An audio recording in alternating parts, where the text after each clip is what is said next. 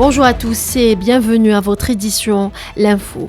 Le ministre algérien des Affaires étrangères Ahmed Attaf a présidé hier mardi à Jeddah avec son homologue saoudien, le prince Faisal Ben Farhan Ben Abdallah Al Saoud, la 4e session de la commission de consultation politique algéro-saoudienne. Les chefs de la diplomatie des deux pays ont signé un accord portant création du Conseil supérieur de coordination algéro-saoudien. Les deux parties ont également abordé l'actualité de la cause palestinienne, soulignant la nécessité d'activer les différents mécanismes adoptés par le sommet arabe d'Alger en novembre 2022.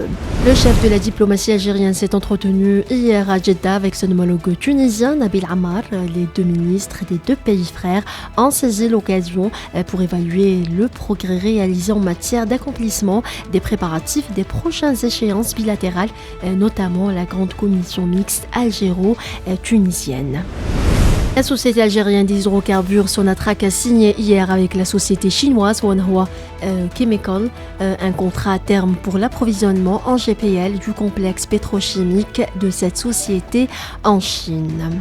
Le nombre de victimes civiles des hostilités déclenchées au Soudan à la mi-avril entre l'armée régulière et les forces de soutien rapide a grimpé à 822 morts, a indiqué le syndicat des médecins soudanais.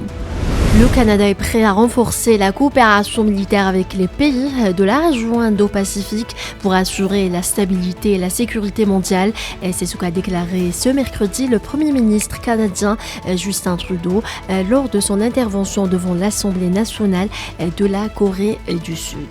Les négociations pour prolonger l'accord d'expédition de céréales via la mer Noire sont à un stade sensible, a déclaré le porte-parole du secrétaire général des Nations Unies, Stéphane Dujarric, lors d'une conférence de presse tenue au siège des Nations Unies.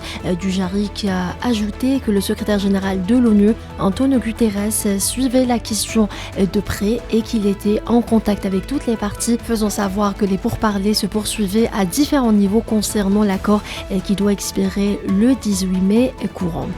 On passe au sport. L'équipe de football de la République arabe sahraoui démocratique est arrivée hier mardi à Alger pour disputer un match amical face au MC Alger samedi au stade Nelson Mandela à 17h. Ce match amical entre dans le cadre de la célébration du 50e anniversaire de la création du Front Polisario. Voilà, c'est la fin de ce flash. Merci de l'avoir suivi.